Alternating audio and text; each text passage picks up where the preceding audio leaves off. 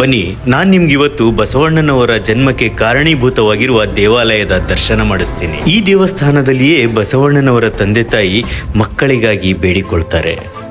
ಇವರ ಭಕ್ತಿಗೆ ಮನಸೋತು ಶಿವನ ಪ್ರಿಯವಾದ ನಂದಿ ಮಹಾರಾಜನೇ ಸ್ವಯಂ ಮಗನಾಗಿ ಇವರ ಮಡಿಲಿಗೆ ಸೇರ್ತಾನೆ. ಆ ಮಗುವೆ ಮುಂದೆ ಬೆಳೆದು ಕ್ರಾಂತಿಕಾರಿ ಬಸವಣ್ಣನವರಾಗ್ತಾರೆ. ಇದೊಂದು ತ್ರಿಕೂಟ ಮಾದರಿಯ ದೇವಾಲಯವಾಗಿದ್ದು ಇದನ್ನು ಚಾಲುಕ್ಯರ ಕಾಲದಲ್ಲಿ ನಿರ್ಮಿಸಲಾಗಿದೆ. ಇಲ್ಲಿರುವ ನಂದಿಯ ಮುಂದಿನ 2 ಕಂಬಗಳ ಮೇಲೆ ನಾವು ಅಂದಿನ ಶಿಲಾಶಾಸನವನ್ನು ಸಹ ನೋಡಬಹುದು. ಇಲ್ಲಿರುವ ನಂದಿ ಮಂಟಪವನ್ನು ತೀರಾ ಇತ್ತೀಚಿನ ದಿನಗಳಲ್ಲಿ ಕಟ್ಟಿಸಲಾಗಿದ್ದರೂ ಸಹ ಮೂಲ ವಾಸ್ತುಶಿಲ್ಪಕ್ಕೆ ಧಕ್ಕೆ ಬರದ ಹಾಗೆ ನೋಡಿಕೊಂಡಿದ್ದಾರೆ.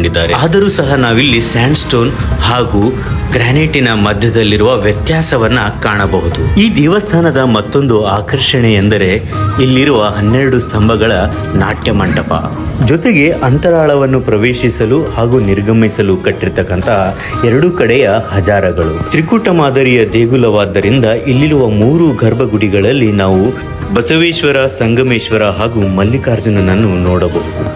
ಇನ್ನು ಈ ದೇವಸ್ಥಾನದ ಮುಖ್ಯ ಆಕರ್ಷಣೆ ಅಂದರೆ ನಂದೀಶ, ಅದೇ ನಮ್ಮ ಬಸವಣ್ಣ.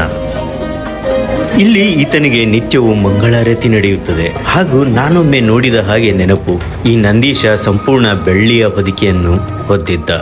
ಇನ್ನು ಈ ದೇವಾಲಯ ಗರ್ಭಗುಡಿ, ಅಂತರಾಳ, ನಾಟ್ಯ ಮಂಟಪ ಹಾಗೂ ಸಭಾಮಂಟಪವನ್ನು ಹೊಂದಿದೆ.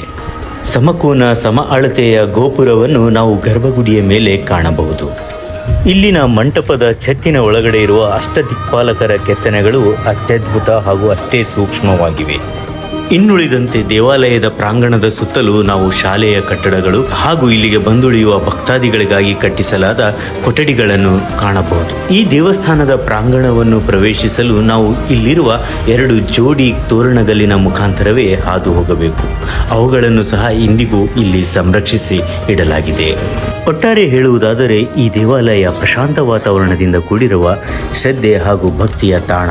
ಇನ್ನುಳಿದಂತೆ ಸೋಮವಾರ, ಅಮಾವಾಸ್ಯೆ ಹಾಗೂ ಹುಣ್ಣಿಮೆ ದಿನಗಳಂದು ಇಲ್ಲಿ ವಿಶೇಷ ಪೂಜೆ ನಡೆಯುತ್ತದೆ ಹಾಗೂ ಭಕ್ತಾದಿಗಳ ಸಂಖ್ಯೆಯು ಹೆಚ್ಚಾಗಿರುತ್ತದೆ. ನೀವು ಸಹ ಒಮ್ಮೆ ಈ ದೇವಾಲಯಕ್ಕೆ ಭೇಟಿ ಕೊಟ್ಟು ಆ ಬಸವೇಶ್ವರನ ಕೃಪೆಗೆ ಪಾತ್ರರಾಗಿ.